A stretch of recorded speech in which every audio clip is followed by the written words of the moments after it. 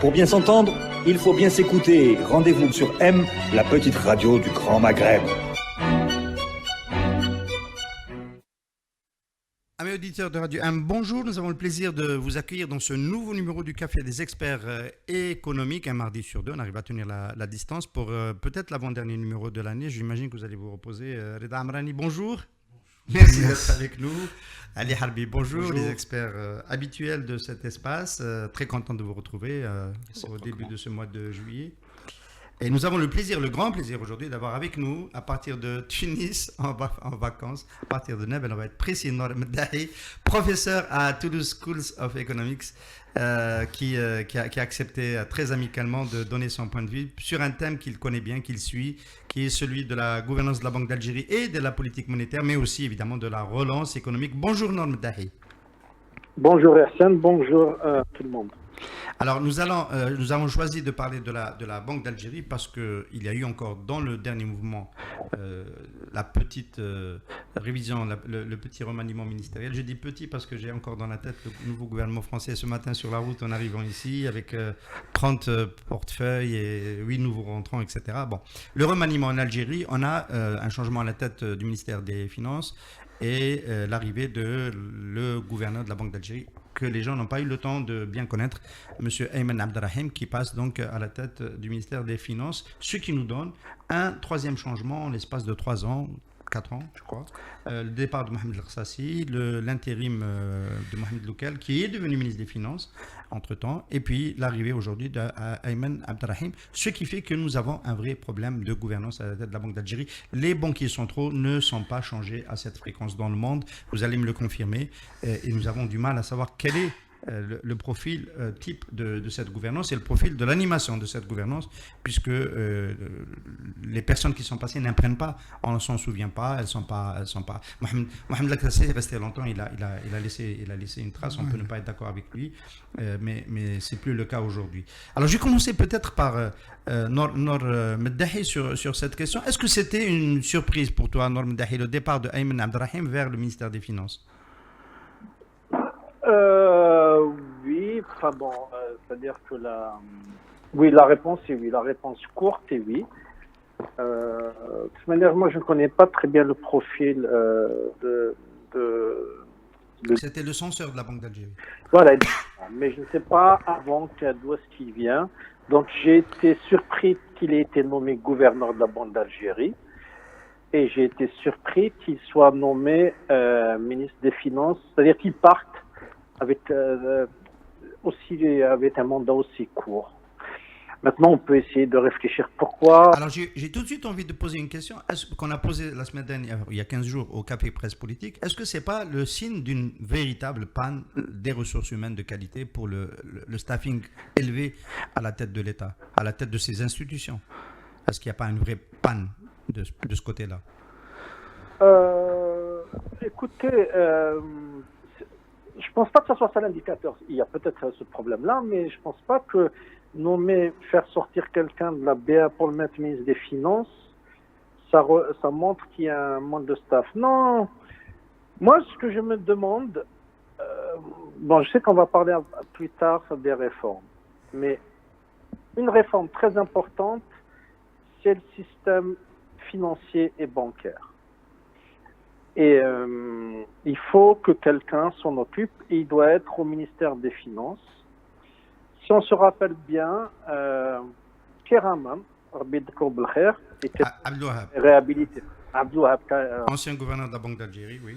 Actuellement professeur à l'IFP en France. Un haut commis de l'État qu'on devrait réhabiliter rapidement.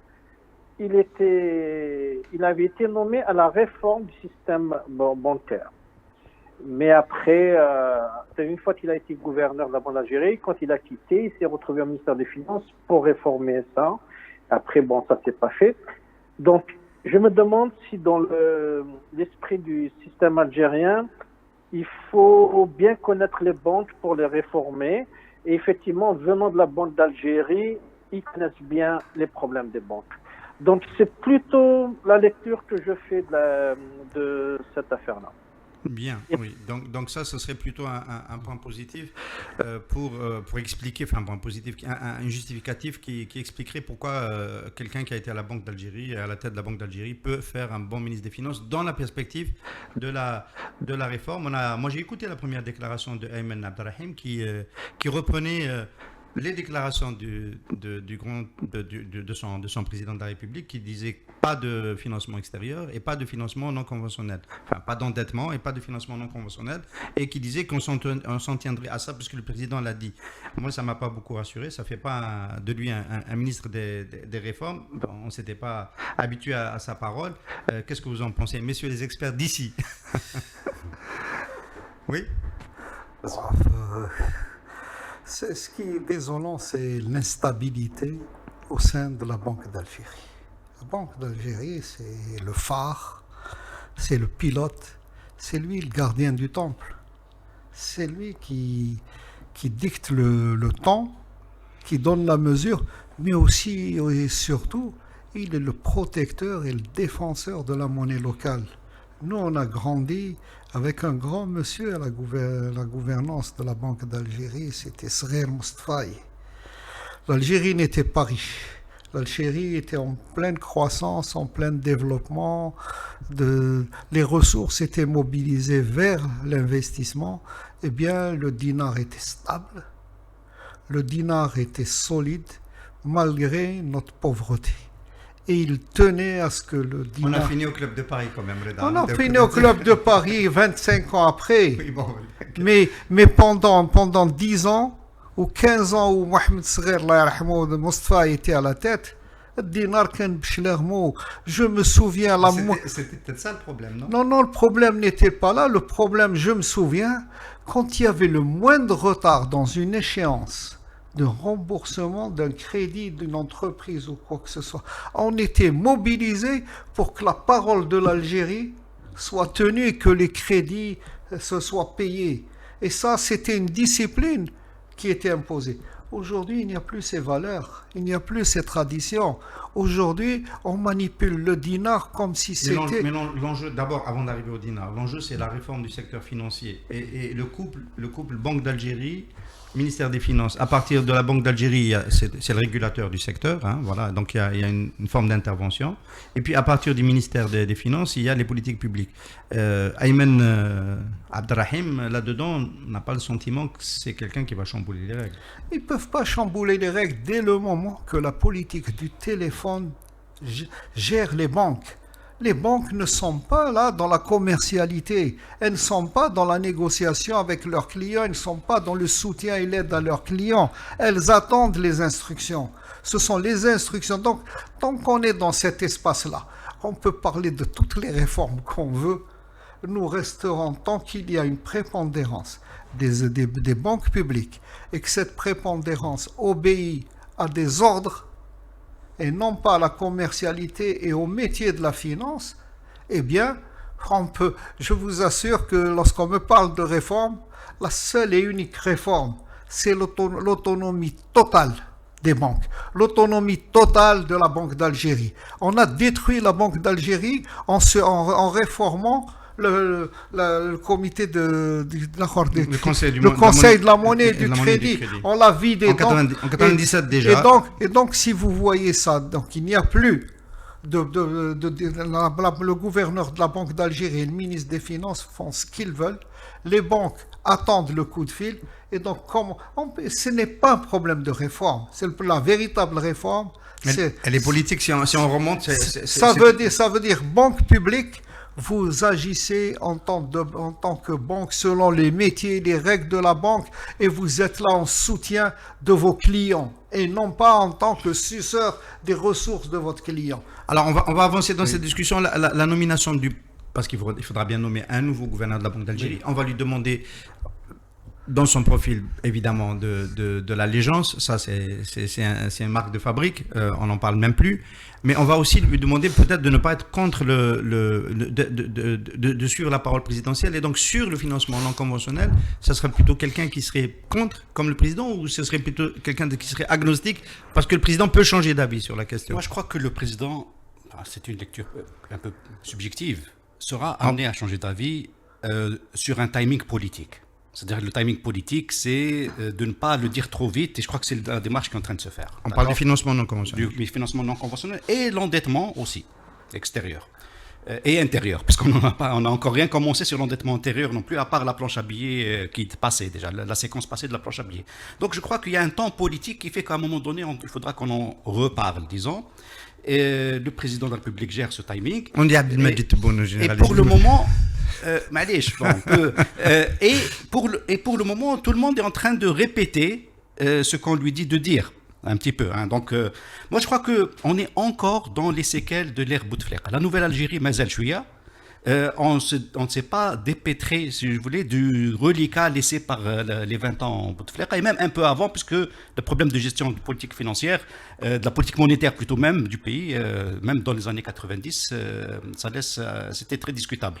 Et donc, je crois que le tournant n'est pas encore effectué sur un plan politique, pour dire, revenons à la case départ, redéfinissons les missions du ministère des Finances et de la Banque d'Algérie, et redéfinissant la gouvernance des banques publiques, étatiques. La gouvernance des banques étatiques, moi je me souviens qu'à un moment donné en Tunisie, il y avait l'imposition de ce qu'on appelle les administrateurs indépendants qui ne viennent pas de l'administration dans les conseils d'administration des banques étatiques tunisiennes. C'est une exigence réglementaire pour qu'on puisse ensuite redonner de l'indépendance et de l'autorité au conseil d'administration et que ce soit l'organe de direction, c'est-à-dire de gouvernance effective des banques, pas le coup de fil qui vient du ministère.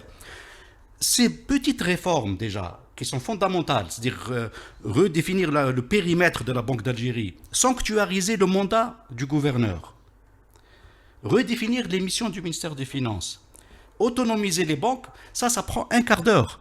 C'est pas 6 mois. C'est pour ça que la dernière fois, dans une émission précédente, on disait le gouvernement Gérard 1 et même le Gérard 2 sont en train de patiner parce qu'il y a des choses qui doivent se faire vite. Et c'est là où tu donnes le signal du tournant politique.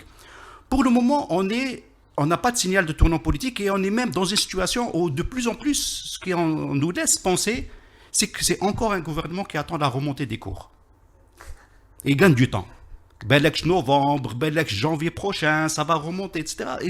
L'impression qu'ils donnent, et j'espère me tromper, mais l'impression qu'ils donnent, c'est qu'ils attendent la remontée des cours. Et la preuve, c'est que chaque fois qu'il y a un papier qui sort, qui dit les cours vont remonter, il est relayé partout à travers la presse ANEP, je dirais. et donc c'est partout, oui, ça y est, tel expert a dit ça va remonter. Il faut préciser, c'est un gouvernement qui attend la remontée des cours du pétrole, parce qu'il y a peut-être dans le gouvernement et dans le pouvoir algérien, il y en a qui ont acheté des actions un peu partout dans le monde et qui attendent aussi la remontée des cours de leurs actions. Peut-être, je ne sais pas, mais... Pour pouvoir en profiter personnellement. Voilà. Parce que pour le pays, c'est un peu donc, mal engagé. Juste pour dire encore une phrase, il y a un attentisme mortel pour le pays.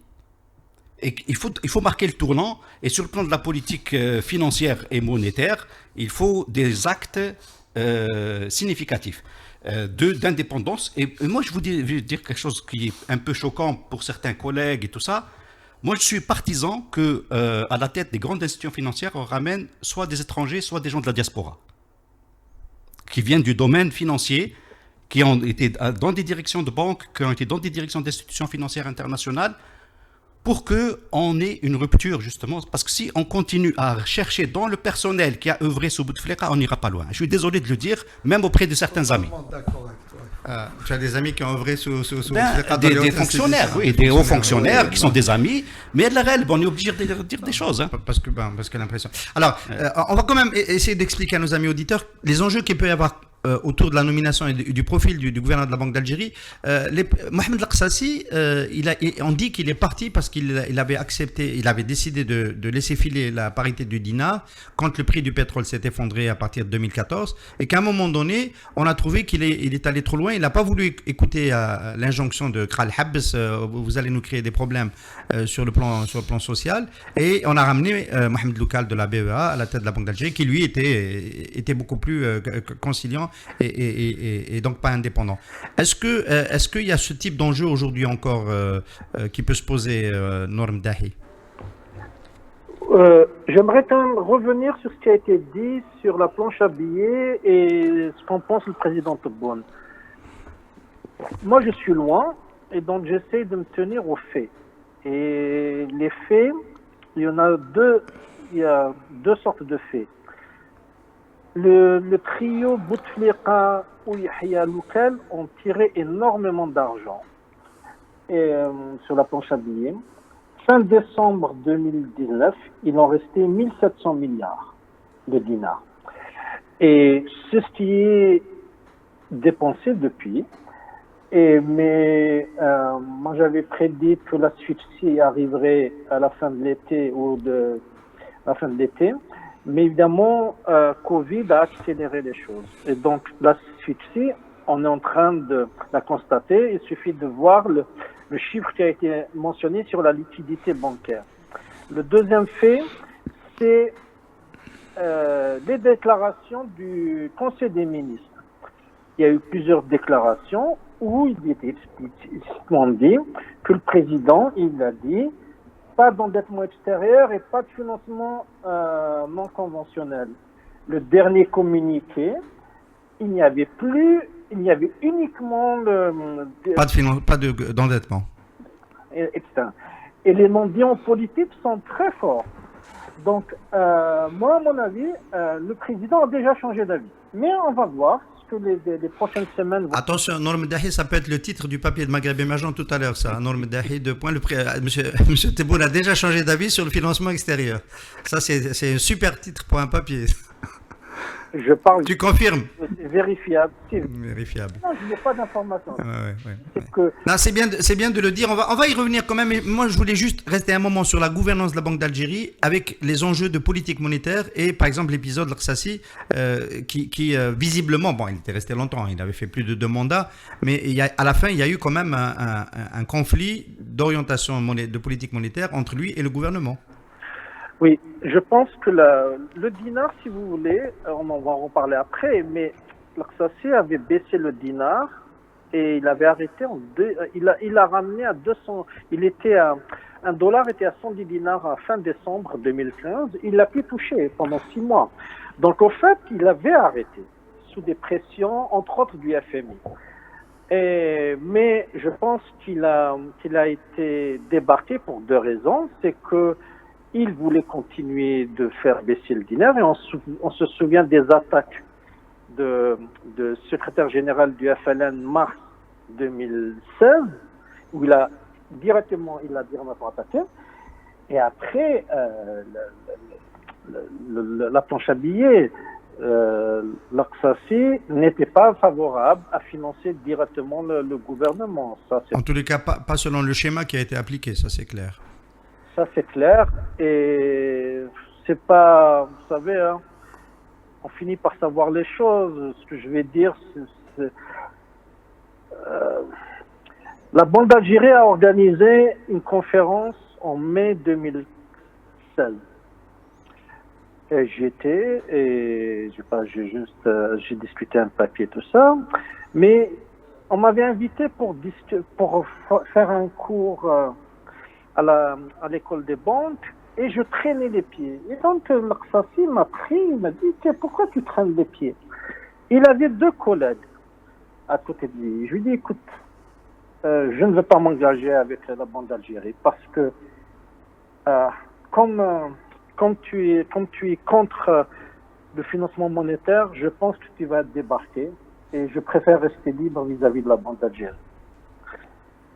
Oui, et c'est ce qui est arrivé en fait. Alors, aujourd'hui, est-ce que c'est un enjeu dans le choix du nouveau gouverneur? Est-ce que ça va être un enjeu essentiel? Est-ce qu'on va le choisir d'abord pour son orientation et ses convictions sur la politique monétaire, ou est-ce qu'on va le choisir aussi pour sa capacité à réguler les banques et le secteur, donc peut-être un profil qui monte de l'intérieur, ou est-ce qu'on va écouter Ali Harbi et prendre peut-être une ressource qui a plutôt été dans les instances internationales, au FMI ou à la Banque mondiale, avec peut-être un logiciel plus moderne. Mondiale, dans une banque privée. Même dans une banque privée. Dans une banque privée, il ne faut pas prendre des fonctionnaires de la Banque mondiale. C'est l'erreur. Excusez-moi, Voilà. Alors Reda Amrani dit qu'il ne faut pas prendre les fonctionnaires de la Banque mondiale et qu'il faut peut-être prendre quelqu'un, régulateur de la Banque d'Algérie, du privé, qui vient du privé. Heureusement. Oui, oui. Les C'est un peu compétences, l'esprit que je voulais dire. nous avons d'excellentes compétences internationales. dans la diaspora. Il faut les mobiliser. On peut les mobiliser en les ramenant, comme on peut les faire travailler à distance. Maintenant, le télétravail, on peut les payer, les rémunérer, les mettre sous contrat. Ils travaillent régulièrement pour les institutions algériennes sans avoir à les déplacer.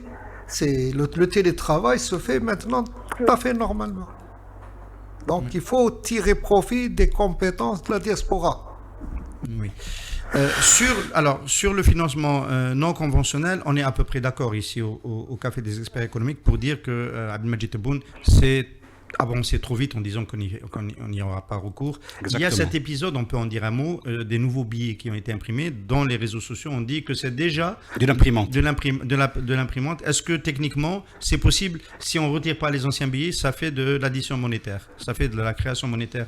On a augmenté la masse, oui. Oui, mais c'est de toute façon, il n'y a pas de mal à ça. Moi, je ne vois pas le mal dans Non, je suis sérieux quand je dis je ne vois pas de mal. Moi, je ne suis pas contre ceux qui parlent de l'orthodoxie financière. Il ne faut pas imprimer, il ne faut pas ceci.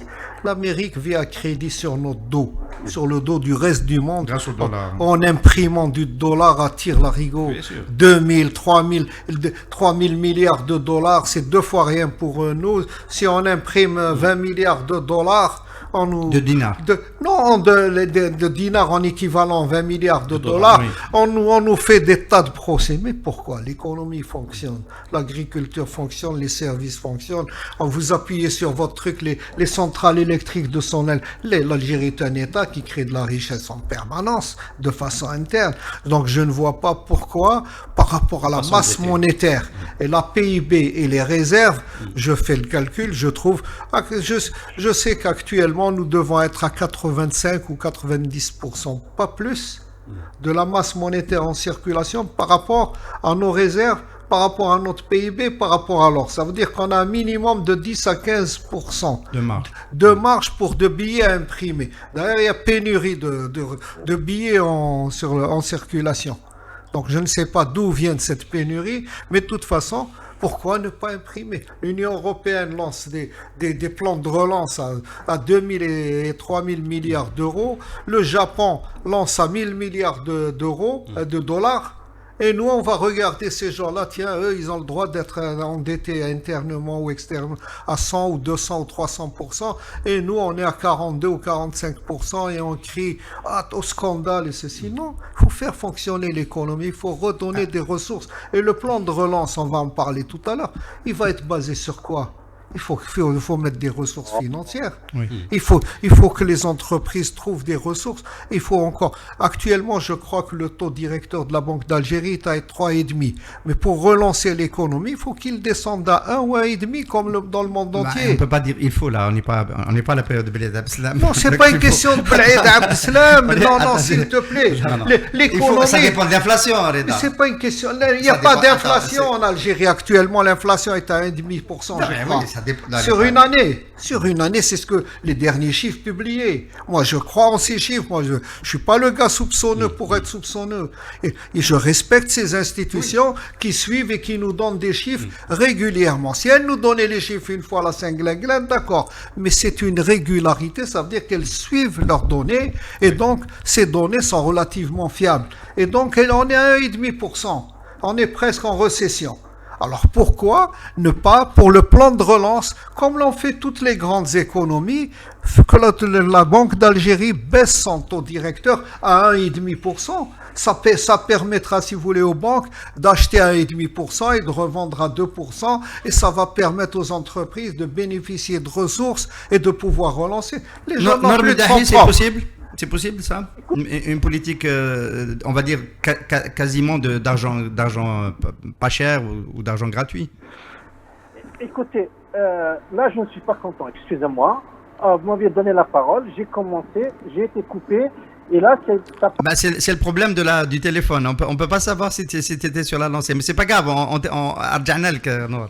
j'avais compris que tu avais fini.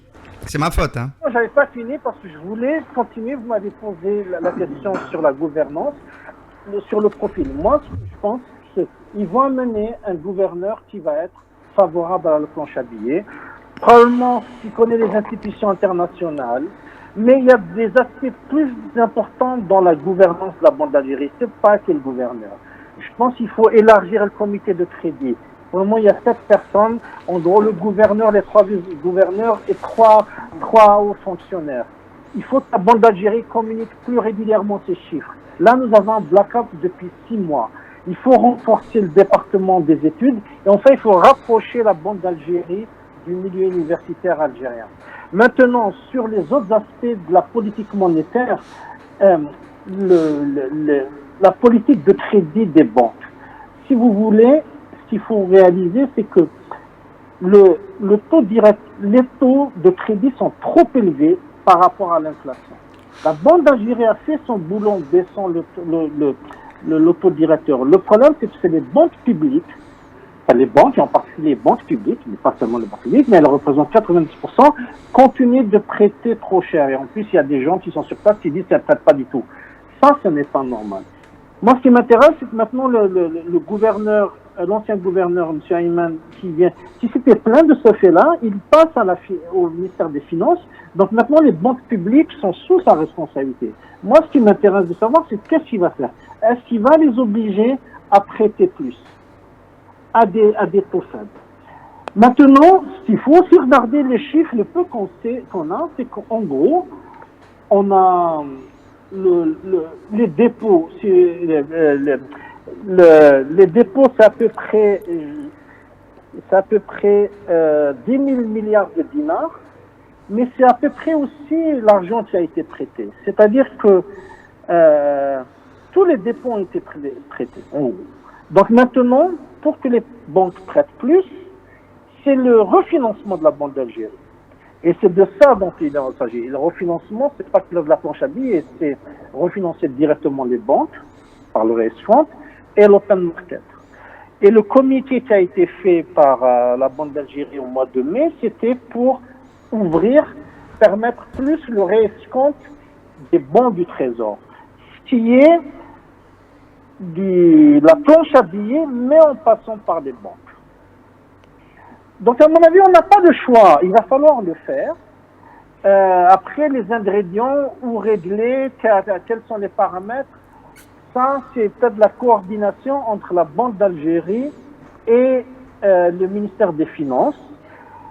Vous savez, la personne idéale pour être à la Banque d'Algérie maintenant, c'est l'Arsassi. Il connaît la maison. Il faut aller vite. On l'attendait pas celle-là, oui. Mais je pense qu'il faut quelqu'un de la maison. Je pense quelqu'un de la maison qui connaît la maison. Un extérieur, et alors là, quelqu'un de la diaspora à la tête de la Banque d'Algérie, surtout pas. Pas au niveau du gouverneur, effectivement, qui fonctionne, mais là, on peut comprendre. Alors, on va finir cet épisode peut-être rapidement avec... Juste un mot, tout à l'heure je voulais dire un mot pour apporter une petite nuance sur ce qu'a dit le nouveau ministre des Finances. Et dans la phrase de son communiqué, pas le communiqué, c'était avec des journalistes qu'il discutait. Donc il avait dit qu'il était contre l'endettement extérieur pour le financement du budget de fonctionnement. Donc il faut être précis un peu là-dessus. C'est-à-dire qu'il laisse encore une zone d'ombre sur tout le reste. Et ce qui manque, pourquoi on parle de l'absence de tournant politique? Dans la communication politique, quand on se limite à dire ce qu'on ne veut pas faire, on laisse en zone d'ombre ce qu'on devrait faire, en fait. D'accord? Et donc, le tournant qu'on attend politique, c'est qu'on nous dise sur quoi on est prêt à s'endetter à l'international. On est presque tous d'accord pour dire, effectivement, on ne souhaite pas d'endettement externe sur le financement du budget de fonctionnement. C'est-à-dire payer les salaires des fonctionnaires, à 60% pratiquement, c'est ça le budget de fonctionnement. Tout le monde en Algérie dira, oui, on n'est pas d'accord pour s'endetter pour payer les salaires des fonctionnaires. Par contre, pour tout le reste, moi ce que je comprends, c'est qu'il y a matière à discuter. Et on attend qu'on nous envoie des signaux, justement dans ce sens-là, sur comment ils envisagent l'endettement externe sur les projets à caractère économique, les projets d'infrastructure, et tous les aspects d'équipement qui sont dans le budget. Alors, dans la politique monétaire, évidemment, il y a toujours l'enjeu de la parité du dinar. Le dinar a énormément baissé, depuis quelques mois. Et on s'attend à ce qu'ils poursuivent cette baisse-là si les cours du pétrole ne remontaient pas suffisamment. Est-ce que, Reda Amrani, toi, tu considères que c'est déjà suffisant et que, j'imagine que c'est le cas, que c'est ailleurs qu'il faut essayer d'ajuster l'offre et la demande, parce qu'il y a quand même un désajustement en ce moment. La balance des paiements va passer, et elle est négative depuis, elle est en déséquilibre depuis 6 ans. Non, je considère que si nous devons relancer l'économie, c'est-à-dire relancer l'investissement productif, faire, si vous voulez, toute cette transition énergétique, investir massivement dans l'agriculture et donner une nouvelle stratégie au développement du tourisme, parce que le tourisme nous semble nul actuellement et nous avons un potentiel de 10% de PIB à récupérer dans le tourisme dans les 15-20 ans à venir. Donc il faut que les meilleures compétences du pays, je dis bien les meilleures compétences, doivent être orientées vers ce secteur qui est en retard et qui est un secteur fortement créateur d'emplois. Donc les voyants sont clairs, et donc pour cela il nous faut mener une politique de stabilité, parce que investir, développer, créer de la richesse, créer de l'emploi, il faut rassurer les investisseurs et rassurer le marché. Et le marché, on le rassure par une stabilité monétaire. L'histoire économique nous apprend qu'à chaque fois qu'il y avait un développement rapide et massif et rattraper des retards en termes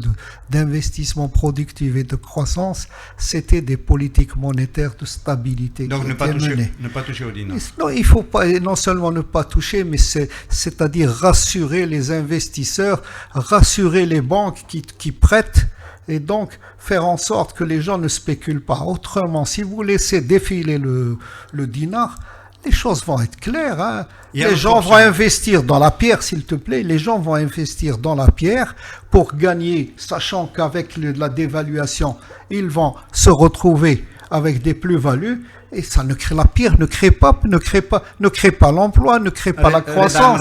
Reda Amrani, tu utilises le mot de stabilité, mais curieusement, c'est exactement le mot qui était utilisé par Michel Camdessus et par le Fonds monétaire international en 1993, signature avec le gouvernement de Feu. C'était Reda Malek. C'était avant Sifi, Reda Malek. Il a utilisé le mot stabilisation, et c'était quoi la stabilisation? C'était une forte dévaluation pour ne plus avoir à dévaluer. C'est-à-dire, face à la dévaluation rampante qui crée de l'instabilité, faire une forte dévaluation d'un coup, et après, sur les 10 années qui suivent, on a une parité qui est relativement stable. Non, le problème de la dévaluation était faux. Je le répète, je le dis, je le répète, il était faux. Nous avions une seule ressource, c'était le pétrole, le dollar. Et donc, dévaluer ou pas, et nous n'avions aucune autre exportation à part les hydrocarbures, cela veut dire que c'était une épée dans l'eau. D'évaluer, s'il te plaît, c'était pas une dévaluation compétitive, c'était pour réduire les importations. Mais non, c'était pas pour réduire les importations, c'était pour détruire l'économie. Si vous ne connaissez pas la Banque mondiale ou le FMI, d'ailleurs ils exigeaient une libéralisation totale du commerce extérieur. Ils exigeaient, j'ai assisté à la négociation, ils exigeaient l'arrêt des constructions scolaires, l'arrêt des constructions des routes, l'arrêt de l'entretien des réseaux. Ils exigeaient tout ça, ça veut dire casser le pays. Et lorsqu'on leur disait, mais ça va pas, l'investissement scolaire, c'est l'avenir. Les routes, je l'ai dit, les routes, c'est les veines, c'est la transmission, c'est que le corps Algérie puisse continuer à fonctionner. Vous nous dites d'arrêter ça. Alors, qu'est-ce qu'on va faire? On va regarder ce que j'ai dit, comme les vaches, on va regarder les trains passer. Non, mais leur objectif était là. La dévaluation n'était pas pour nous faire plaisir, c'était pour détruire notre économie. C'est dans leur stratégie contre les pays du tiers-monde pour que les multinationales... Je ne parle pas en tant qu'idéologue, je parle en tant qu'économie et en tant que stratégie des uns et des autres. C'était pour détruire Sauf qu'on ne comprend pas pourquoi dans l'économie mondiale, pourquoi on veut détruire un pays. C'est-à-dire, pour le capitalisme mondial, il a plus intérêt à faire émerger des marchés où il est dominé dominant. Oui, mais il émerge des marchés consommateurs, pas des marchés producteurs et concurrents. Si le niveau de vie d'un pays chute, tu n'achètes plus rien, tu n'es pas consommateur. Mais tu ne produis plus rien. Tu prends tes matières premières, tu leur donnes, ils te fixent les prix. En 93, on n'était pas un concurrent, on n'était pas un dragon. Mais je ne parle pas de dragon, on était en pleine croissance, on avait une stratégie de développement, on avait une certaine autonomie dans la décision. Donc pour revenir à aujourd'hui, l'État Amrani, le dinar, ce n'est pas une variable qu'il faut ajuster. Non, il faut stabiliser les lois, il faut stabiliser le dinar, il faut stabiliser toutes les règles et stabiliser aussi les gens. Il faut qu'il y ait une continuité parce que autrement, tu vas détruire le climat de confiance dans le pays, y compris pour les propres investisseurs algériens. S'ils n'ont pas cette stabilité, ils ne pourront pas s'engager. Norm Dahi, moi j'ai l'habitude de lire tes papiers et les papiers co-signés avec professeur Raouf Bousekine. Il y a un tableau qui est revenu 2 fois dans les papiers, c'est la comparaison de l'évolution de la parité du dinar versus dollar des pays pétroliers. Donc dans ce tableau, il y a les courbes de la couronne norvégienne, pays pétrolier, et du rouble russe, pays pétrolier. Et à chaque fois, on se rend compte que quand il y a des contre-chocs pétroliers, avec baisse des cours, ces monnaies-là se dévaluent beaucoup plus vite que le dinar. On est toujours dans ce scénario en 2020. On est toujours dans ce scénario en 2020. J'ai pas regardé récemment les chiffres, mais quand j'avais regardé en mars ou avril, c'était de l'ordre de 20% pour la Norvège et la Russie, des monnaies librement cotées sur les marchés financiers. Si vous voulez, j'ai préparé. Il y a 4 points que j'aimerais dire sur cette baisse du dinar. On n'a pas le choix. On n'a pas le choix pour 2 raisons. D'abord, quand on voit le déficit de la balance de paiement, depuis 2014, il est supérieur à 10%. On annonce 17% du PIB pour 2020, ce qui est énorme. En plus, nous annonçons pour 2020 une récession de 4 à 6%. Je rappelle quand même qu'on a eu des épisodes de récession. On a eu en 71, on a eu 11%, c'était à cause de la nationalisation, avec un très fort rebond en 72. Mais après, les récessions qu'on a eues, elles étaient de l'ordre de 1 à 2%, en 87, 88, 91 et 93. Là, cette année, on parle d'une récession de 4 à 6%, ce qui est très élevé. Ça, c'est le premier point. Le deuxième point, l'argument qui est souvent utilisé, que vient d'utiliser M. Amrani, c'est que ça va pénaliser la production nationale, l'investissement et tout ça. Oui, bien sûr, augmenter les prix, ça va faire que l'investissement va ralentir. Mais il va plus pénaliser les importations des produits finis. Parce que je vais prendre un exemple. Si je prends le dollar qui monte de 10%, donc tous les produits qu'on importe en dollars finis vont augmenter de 10%.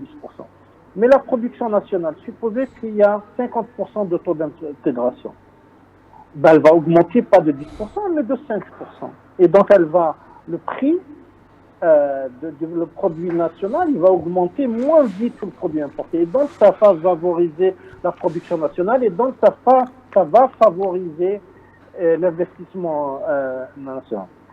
Ensuite, le troisième point, et c'est un traumatisme des années 90. Il faut éviter les dévaluations brutales. Pourquoi? Parce qu'elles génèrent des fortes inflations. On a eu une inflation moyenne de 25% entre 91 et 96, ce qui est énorme et ce qui a fait évidemment augmenter beaucoup les taux d'intérêt. Et ça a été terrible pour tous les gens qui se sont endettés avant les dévaluations, les investisseurs, tout ça, parce qu'ils s'étaient mis d'accord pour des taux d'intérêt de quelques pourcents. Et du jour au lendemain, la banque leur a dit, vous devez payer beaucoup plus. Parce que leur taux était variable. Et donc la vraie question maintenant qui m'intéresse moi, c'est que les gens qui ont emprunté auprès des banques, est-ce que c'est des taux fixes ou taux variables? En pratique, ils n'ont pas bougé depuis 15 ans. Mais si jamais on commençait à avoir une inflation de 15 à 20%, ça serait quoi les taux que demanderaient les banques pour les crédits passés? Et ça m'intéresse de savoir. Enfin, le dernier point, je rappelle que le pays a connu 2 périodes de dévaluation. La première, c'est aux années 90, c'était plusieurs dévaluations brutales. Mais nous avons eu une deuxième période, c'est en 94. Donc l'Aqsacer, Bill de Kher, a fait baisser le dinar de 94 à de 2014 à 2015. En juin, un dollar était à 80 dinars. Juin 2014. Fin décembre 2015, il était à 110 dinars. C'est-à-dire qu'il a fait dévaluer le dinar de 23%. On n'a pas eu une flambée de l'inflation, on n'a pas eu des taux d'intérêt très élevés, tout ça. Pourquoi? Parce qu'il a fait de manière graduelle. Donc, pour finir, pour résumer, pour moi, c'est inévitable. Soit on le fait de manière graduelle et on évitera beaucoup de fortes inflations, de forts crédits, soit on ne fera rien. Et quand on devra le faire dans 2 ans ou 3 ans, peut-être avant, on le fera de manière forte et brutale, et ça sera les années 90 bis repetita. Ali Harbi, tu vas arbitrer ce débat? Non, juste un mot. Oui, tu me mets en position d'arbitre, mais je ne voudrais pas être en position d'arbitre. Surtout que, disons que du point de vue des éléments techniques, ce n'est pas mon domaine de qualification, mais du point de vue des éléments de politique économique, je peux apporter quelques éléments. Je crois que, premièrement, il faut qu'on ait des éléments de doctrine. Jusqu'à maintenant, on n'a pas de doctrine financière et monétaire. Je peux rappeler d'un mot, oui. La Fed, la tâche de la Fed, c'est la lutte contre l'inflation. Il y a une seule tâche. Oui, oui. Donc il faut qu'on ait un élément de doctrine. Hein. D'accord. Malheureusement, et j'y reviens encore une fois, on a passé 20 ans de destruction. Et donc, où tout a été mis finalement dans une logique d'embrigadement et de caporalisation de l'économie au service de certains intérêts assez étroits. Et je crois qu'il y a toute une reconstruction à faire. Donc l'élément de doctrine, il est important. Le premier élément de doctrine, je crois qu'il faut qu'on définisse où est-ce qu'on va en termes de politique monétaire. D'accord ? On va vers la convertibilité du dinar. Si on se pose sur ça, en discutant des échéances, évidemment, certains disent à 2025, d'autres disent à 2030, après ça va on se met, parce que, pour une raison simple, je ne raisonne pas très techniquement ici, mais d'un point de vue purement économique, si on veut qu'il y ait de l'argent qui rentre, les flux rentrants de capitaux, il faut qu'on ait de l'argent qui sorte. C'est basique, c'est très très terre à terre ce que je dis, mais pour que ce soit très clair. Tant qu'on est en train de mettre des obstacles de type bureaucratique, administratif, réglementaire sur les flux sortants, on n'aura jamais les flux rentrants. Ça, il faut oublier. Et donc, pour rassurer le marché mondial, les partenaires, les investisseurs, il faut qu'on aille vers la convertibilité du dinar. Une fois qu'on est d'accord sur ça, ça veut dire qu'on se dirige finalement vers une plus grande fluidité et une plus grande flexibilité dans la gestion du dinar. C'est pas le dinar des années 70 fort, on n'est plus dans cette logique-là. On est dans un dinar qui est aligné, qui a une valeur de marché. À partir de là, on accepte que le dinar, c'est le taux de change, le taux de change devienne une variable et une part de risque que prend l'entreprise et sa banque. Ce n'est pas une non-variable, ce n'est pas une donnée fixe, c'est pas une... Donc cette notion de stabilité dont on parlait tout à l'heure, on ne peut pas l'écarter de l'équation comme inconnue. Ça fait partie de l'équation, ça fait partie du risque qu'on doit gérer. Dernier point, et là je rejoins M. Meddahi, professeur Meddahi sur ça, le risque aujourd'hui qu'on a en Algérie, c'est une approche de la dévaluation brutale. Pas parce qu'on a déjà vécu ça, etc., mais parce qu'aujourd'hui, dans le contexte d'aujourd'hui, ça va tuer les entreprises algériennes. Une dévaluation brutale de type 20-30%, ça va tuer l'économie, tout simplement.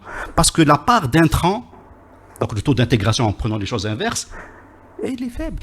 Dans beaucoup de secteurs, le taux d'intégration est faible. Je suis étonné, par exemple, de remarquer qu'on importe encore du bitume pour faire des routes. C'est-à-dire que demain, même cette partie-là, c'est-à-dire sur les infrastructures, elle va être compromise parce que... Donc, faisons très attention aux dévaluations brutales. Ça veut dire qu'il faut une approche de lissage du cours du dinar.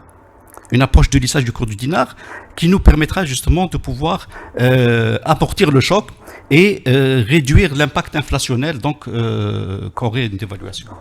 Je vais revenir vers toi, Nour Meddahi, parce que je sais que tu es réservé sur la logique d'aller vers la convertibilité. Tu auras l'occasion de dire ton point de vue là-dessus. Reda? Non, actuellement, si vous voulez, la dérive du dinar n'est pas fonction de l'évolution de la vie économique. Elle est due à l'impéritie et à l'incompétence dans la gestion budgétaire de la nation. Aujourd'hui, nous sommes encore dans l'archaïsme. Nous sommes encore en train d'accepter du 45-50% d'informel dans notre économie. L'assiette fiscale est réduite et donc, par fainéantise, pour ne pas dire par incompétence, on baisse le dinar pour réduire les effets de la balance qui est déficitaire, non pas parce que l'économie ne fonctionne pas, mais parce que l'économie n'est pas régulée. Nous sommes encore en 2020, la dernière administration à être numérisée, à être informatisée, alors qu'on a les autoroutes de l'information, la moindre commune, la moindre APC est reliée à Internet par fibre optique. Eh bien, l'administration fiscale ne l'est pas encore. L'administration fiscale travaille encore sur papier. Allez à la CNAS, quand vous êtes entrepreneur, vous remettez une disquette ou un CD. Quand allez au CNRC, vous remettez votre bilan sous forme de CD. À l'administration fiscale, vous remettez du papier écrit peut-être à la main. On en est encore en 1920 dans l'administration fiscale et donc ça permet toutes les impérities. Ça permet qu'à ce que l'assiette fiscale ne soit pas élargie, à ce qu'il y ait, si vous voulez, ce genre de déficit budgétaire. Il n'y a pas d'orthodoxie. Quelle est la PC qui a un bilan comme une entreprise? Quelle est la wilaya qui a une comptabilité mensuelle comme les entreprises? Quel est l'établissement public qui a ça? Quel est le ministère? On devrait revenir à une gestion de toutes ces structures d'État comme les entreprises. Mais non, c'est la réalité. Non, on va pas avoir le temps de parler du plan de relance. Non, ce que je veux dire. On va pas avoir le temps de parler du plan de relance. Non, je ne parle pas de plan, je ne parle pas de ceci. Je parle, au lieu de monter sur les hauteurs de la valeur du dinar, de sa dévaluation, il faut revenir à la base. Le budget de l'État est géré de façon archaïque. Et on continue, il y a des éléments qui continuent, alors qu'on a les compétences, les moyens matériels, les moyens intellectuels, on a les moyens réglementaires pour passer à une digitalisation de l'économie et de la fiscalité. Et ça permettrait, si vous voulez, de ramasser énormément de choses et on ne penserait plus à dévaluer le dinar parce qu'il y a des équilibres budgétaires. Qu'est-ce qui empêche cela?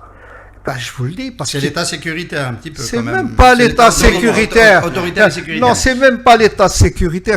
Il y avait une oligarchie qui gérait, qui se permettait de ne pas payer ses impôts. Norm Dahi, la logique de laisser filer le dinar et de faire un ajustement avec du lissage, donc pour le ramener vers sa valeur de marché, dont on a une idée un petit peu parce qu'il y a le cours du marché. Entre les deux. Voilà, le cours du marché. C'est quelque part entre entre les deux. Si on laisse cette logique se développer, effectivement, Ali Harbi dit, on est dans une logique où on peut arriver à la convertibilité qui permet de, à ce moment-là, complètement on a perdu. J'étais en train de poser. On a perdu. Norm Dahi, au moment où je lui posais la question. Je peux dire un mot, le temps qu'il revienne, bien sûr, et que tu reposes ta question. Moi, je voulais dire. Moi, je voulais faire réagir sur la convertibilité. Oui, dès qu'il revient, il faudra nous le dire. Bien sûr. Juste une remarque. Je suis d'accord avec ce que dit Reda Amrani maintenant, mais je voudrais rajouter quelque chose d'autre, un autre élément très important. C'est que tant qu'on n'a pas de consensus de réforme et d'objectifs de politique économique, on ne pourra pas gérer les questions monétaires d'une manière isolée. C'est intégré. Toute la question aujourd'hui, c'est qu'on a une économie qui n'est pas diversifiée et qu'on n'a pas de booster du développement à la fois de l'activité, mais de l'activité exportatrice. Parce que la finalité, finalement, c'est d'exporter quelque chose. On est dans un cadre d'échanges mondiaux. D'accord ?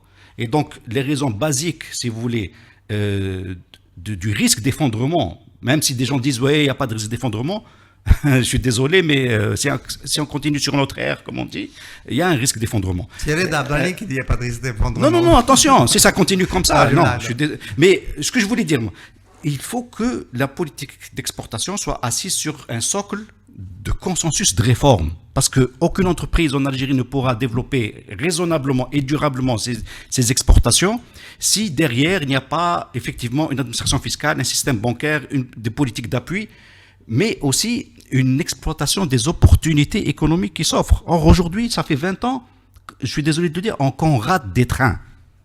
On rate des trains qui passent de transformation, de révolution technologique, de segments de marché qui souffrent, que nos voisins nous piquent, hein, pour dire les choses clairement.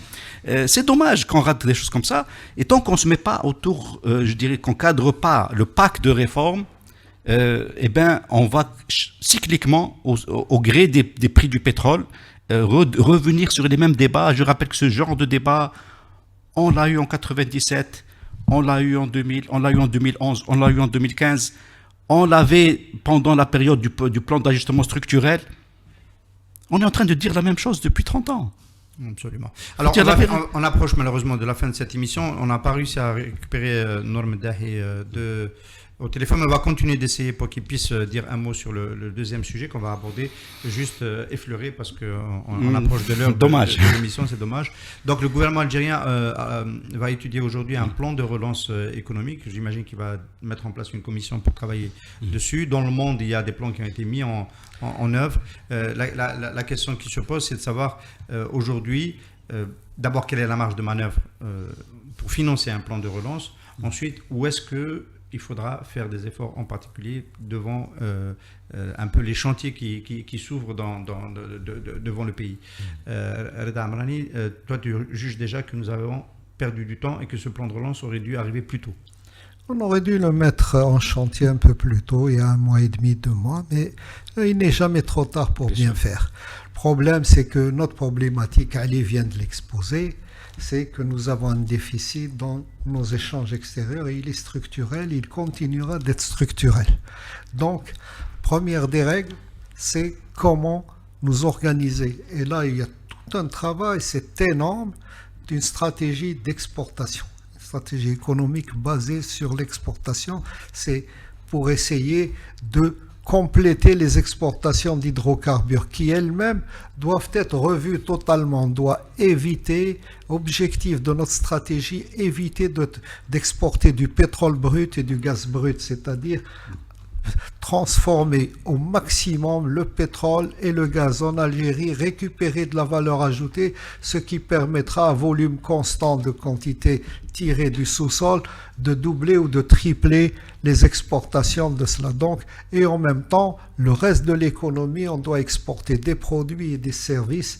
Et là, ça doit être une stratégie à mettre en œuvre le plus rapidement possible. Si et on devait mettre un séquençage entre mesures rapides, urgentes de relance et mesures un peu plus stratégiques dans la durée. Non, il faut déjà mettre sur le tapis une stratégie, une vision. Une vision, c'est-à-dire nous allons croître à travers des exportations, c'est-à-dire l'économie va se mettre à niveau avec ce qui se fait de par le monde, être concurrentiel. Donc ça, c'est la base de la stratégie. Maintenant, à court terme, nous n'avons pas beaucoup de choix. À court terme, c'est l'agriculture, c'est le tourisme et aussi et surtout revenir à faire du Keynes, c'est-à-dire avec les entreprises algériennes, relancer le bâtiment. Nous avons un déficit en logement qui est là. On a un déficit en infrastructure scolaire puisque la population augmente et maintenant nous avons 1 million de gosses qui arrivent à l'école. Donc on l'a déjà dit, il faut construire. Et on a la chance aussi aujourd'hui à ce qu'il y a des équipements de travaux publics qu'on fabrique en majorité ici. Et on a aussi et surtout toute l'industrie des matériaux de construction est presque à 100% autocentrée, c'est-à-dire avec des produits, des matières premières, des études algériennes. Donc, on peut tout de suite faire du Keynes pour les 3 prochaines années pour relancer la machine, relancer l'économie, relancer la consommation à travers le bâtiment, travaux publics. Et donc, avec les outils algériens, les entreprises algériennes, les bureaux d'études algériens, les matériaux de construction algériens. Là, c'est du patriotisme économique terrible dans ce domaine-là et c'est une nécessité. De toute façon, on n'a pas d'autres choix. Il ne faut pas croire que les choix sont ouverts. Et donc, ça, c'est une partie. Et même dans tout cela aussi, on doit relancer et songer surtout à bien planifier, organiser la transition énergétique. Et là, je ne suis pas de ceux qui diabolisent le pétrole. Bien au contraire, nous avons une infrastructure, nous avons des instituts, des formations, nous avons des compétences, nous savons maîtriser le pétrole et le gaz de la recherche jusqu'à sa transformation. Donc c'est un atout, il faut qu'on l'amplifie dans notre plan de truc pour en tirer, c'est-à-dire avoir une gestion, si vous voulez, une excellente gestion au niveau de son attraque. Il ne faut plus que son attraque soit gérée sans contrainte budgétaire. Et donc il y a énormément d'économies à faire dans la gestion et de la production et le transport des hydrocarbures. Mais même là, je vais gêner beaucoup de gens. Je dis, si Dieu nous a donné du gaz et du pétrole de schiste, il faut qu'on réfléchisse parce que la réflexion est simple. Les Américains sortent du gaz de schiste, le transportent jusqu'à la côte est atlantique, le liquéfient, le mettent dans des bateaux et l'amènent en Espagne et vendent leur gaz moins cher que notre gaz qui sort de Hassermel qui va par des tubes. Il faut qu'on réfléchisse, on se pose des questions. Comment se fait-il qu'ils nous concurrencent avec du gaz de schiste qu'ils ramènent? Moi, j'ai vu les champs, je vous assure que je les ai vus dans le Nouveau-Mexique. J'ai vu les champs de gaz non conventionnel et du Nouveau-Mexique jusqu'à la côte Est. C'est un continent à traverser. Et donc, il faut qu'on réfléchisse à ça. Il ne faut pas que ce soit un tabou, que l'on nous dise attention, attention. Je rappelle que tous les champs pétroliers algériens traversent actuellement la nappe phréatique dans le sud. Il ne faut pas croire que à Hassim Saoud, quand vous voyez de l'eau sortir, c'est que l'eau qui sort de la nappe. Donc, il faut on étudie ça, on prenne les précautions d'usage, mais si nous avons 3 ou 4 fois Hassermel en gaz non conventionnel, il faut qu'on se mette à l'étudier, on se mette à voir comment l'exploiter et comment le sortir et concurrencer. C'était supposé être la transition énergétique, ce que tu avais évoqué au début de ce long développement en faveur des hydrocarbures. Non, pas en faveur des hydrocarbures. Je suis obligé de te le signaler. Non, s'il te plaît, la transition énergétique, c'est les nouvelles énergies. Ça ne veut pas dire que je vais jeter par la fenêtre ce que je maîtrise, ce que je sais faire et ce que je sais. Mais jusqu'à maintenant, on a plus souffert de ceux qui ne voulaient pas jeter par-dessus bord que de ceux qui veulent introduire les nouvelles énergies. On introduit les nouvelles énergies. Je l'ai dit ici autour de cette table, je l'ai dit, on doit viser 2050 une centaine, je dis bien une centaine de centrales de 1000 mégawatts chacune solaires.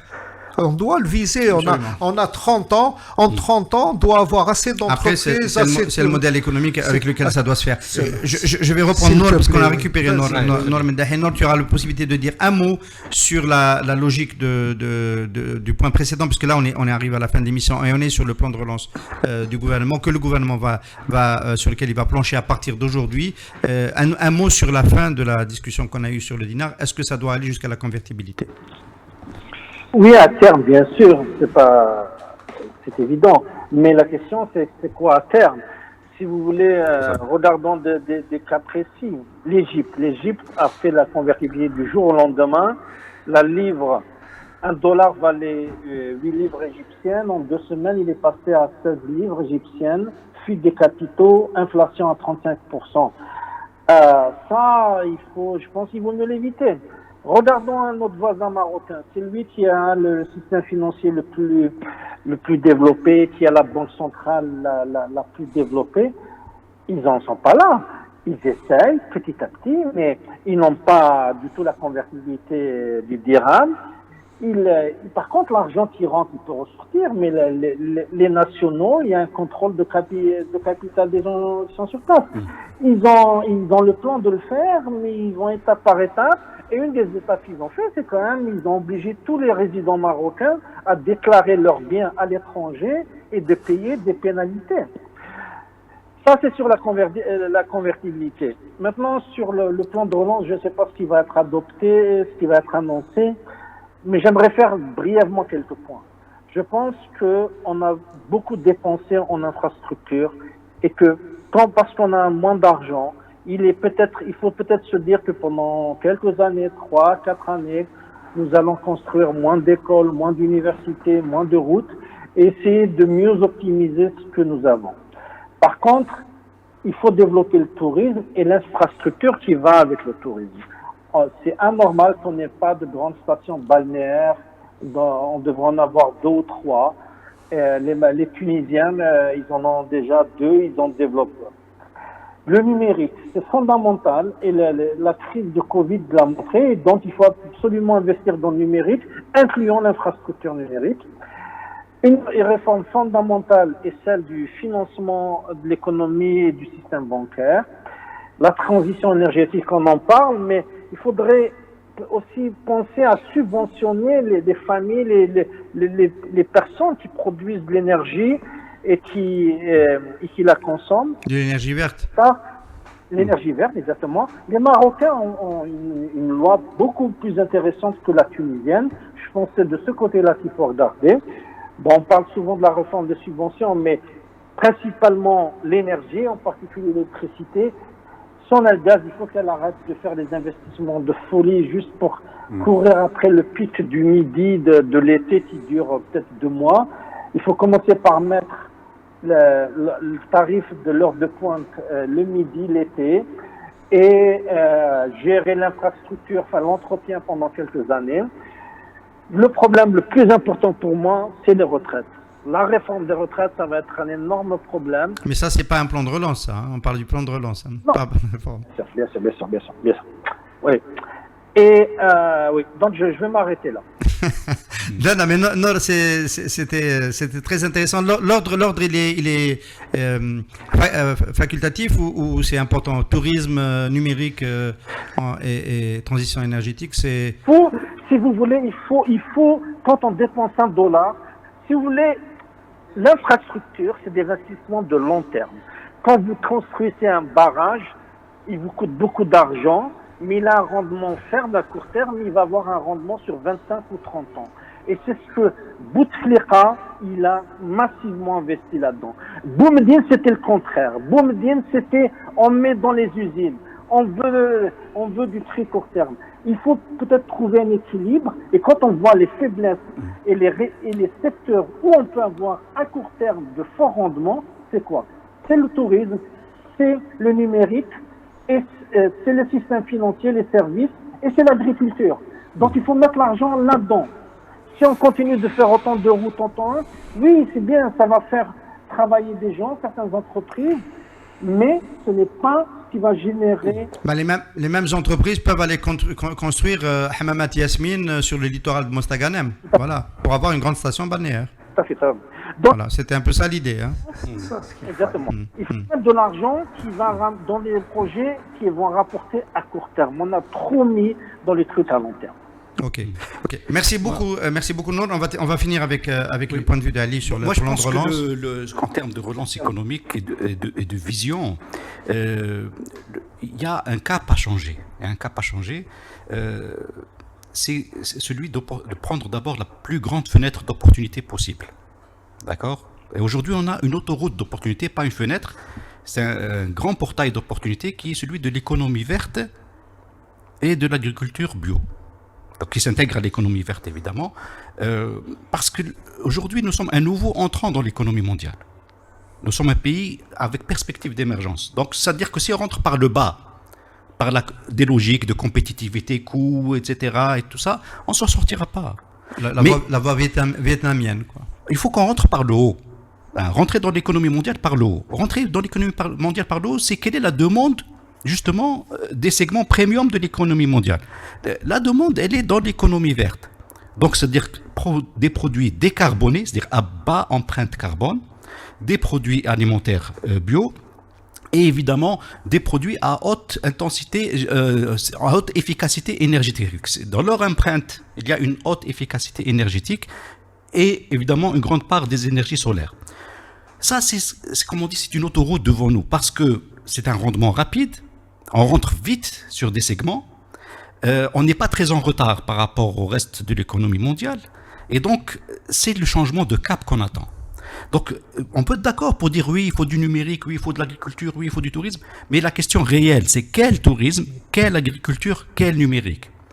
Si on fait du numérique avec des bases de données qui bouffent de l'électricité à longueur de journée, alors qu'il y a d'autres moyens de faire du stockage, c'est en termes de consommation énergétique, du stockage de data, on se trompe de piste parce qu'on ne sera jamais compétitif, tout simplement. Les gens vont commencer à mettre des critères environnementaux et de développement durable dans leurs achats. Discriminant dans la compétition. Et donc, on se met out. Et je crois que là, on a une autoroute. Juste une remarque par rapport à ce que disait Reda, mais c'est dans le complément de ce que je dis. Hein. Prenons un simple exemple des erreurs qu'on a fait jusqu'à maintenant. On nous parle de 22 000 mégawatts d'électricité dans une approche usine. C'est dans une approche industrielle, avec des centrales. Alors que la moitié peut être fournie par nos toitures existantes. Dans le décentralisé. Dans le décentralité. C'est-à-dire que ce n'est pas seulement de l'off-grid, c'est aussi du small grid, du smart grid, etc. Ou dans plusieurs, y compris au nord. C'est-à-dire qu'on peut déjà avoir 50% de notre objectif qu'on a tracé à 2035 tout de suite. En laissant les gens acheter eux-mêmes leurs panneaux. Ce qu'on appelle le solaire décentralisé. Décentralisé et en faisant appel à la ressource publique des épargnants. C'est-à-dire que les gens achètent avec un système financier, donc de crédit long terme, bonifié ou à zéro intérêt, etc., sur la durée de vie du produit. C'est des milliers on va d'emplois. probablement consacrer une émission à l'économie verte. Et ça, c'est tout de suite. C'est-à-dire que c'est des gains immédiats, ce qu'on appelle le low-hanging fruits, les fruits qui tombent tout seuls. Ils sont en train de tomber tout seuls et on ne les prend pas. C'est la même chose aussi sur l'efficacité énergétique. Il nous faut une loi, j'espère que le ministre va le faire très rapidement, une loi de transition énergétique. Et c'est là où je rejoins un peu. Donc, pour revenir au gaz de schiste, moi, je ne suis pas un opposant religieux au gaz de schiste. Mais c'est haram, comme on dit. Hein. Par contre, je dis, on n'a pas la loi environnementale, ni la réglementation environnementale pour gérer des opérateurs internationaux dans le gaz de schiste. Ils vont nous massacrer. Oui. Si on ouvre à périmètre égal, réglementaire et légal, aujourd'hui, sur le gaz de schiste, on aura le massacre, le plus grave massacre, parce que, n'oublions pas une chose, Hassim Saoud, Hassim Mel sont des massacres environnementaux. On ne l'assume pas, on ne veut pas le dire, il y a un peu de patriotisme derrière, donc la vitrine doit être jolie, mais c'est un massacre. Demain, si on va sur le gaz de schiste à l'ouest, donc Adrar et dans le prolongement d'Adrar, ou bien de l'autre côté, ce sera la même chose. De toute façon, on aura un massacre. Donc, d'abord, mettons en place le tournant écologique, mettons les lois, une forte loi. Moi, je vois dans le listing du gouvernement, je vois un ministère de l'Environnement, parce qu'il y a quand même une petite hiérarchie dans la listing quand on énonce un cabinet ministériel. Quand on voit le ministère de l'Environnement très en bas dans la liste, ça veut dire que tout le monde s'en fout. En France, le jour où je verrai, c'est le numéro 2 du gouvernement. Le jour où je verrai ministre de l'Environnement, ministre d'État en deuxième ou en troisième position, on va pas être trop, voilà. Il faut quand même derrière le ministère de la Défense et de l'Intérieur et l'akhiri, mais en troisième, quatrième position dans l'ordre de protocole dans le gouvernement. Et à ce moment-là, on rediscutera. Donc je crois qu'il y a des choses à décider tout de suite. C'est la réorientation. Absolument. On a très bien compris le message. Norm Dahi, tu nous as beaucoup aidé dans le Café des experts économiques ce matin. Je crois que tu as fait une erreur. On va te faire appel encore dans les prochains numéros. Pas tout de suite, on va te laisser te reposer et bien profiter de la côte tunisienne. Mais à la rentrée, on va t'embêter encore. Hein. Si je peux dire quelque chose. Oui, rapidement, parce qu'on a fini l'émission. Oui, non. D'optimisme, c'est-à-dire il faut redécouvrir ce qu'on a appris du mouvement national. C'est la collégialité, c'est le compromis. Il faut arrêter d'essayer d'imposer des solutions par telle personne ou telle personne. Il faut de la collégialité, il faut prendre le temps et avancer. Sinon, nous allons dans le mur. Et bien se faire conseiller, évidemment. Merci beaucoup, Nord. Merci de ta contribution et bonnes vacances en Tunisie. Merci Reda Amrani, merci pour ta participation. Merci Ali Harbi. Je suis très content d'avoir tenu ce numéro sur la politique monétaire et sur le plan de relance dans des conditions un peu... Bon, on a du mal à travailler en juillet quand il fait chaud.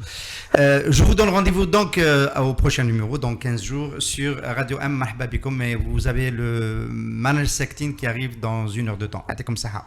Merci. Au revoir. Au revoir.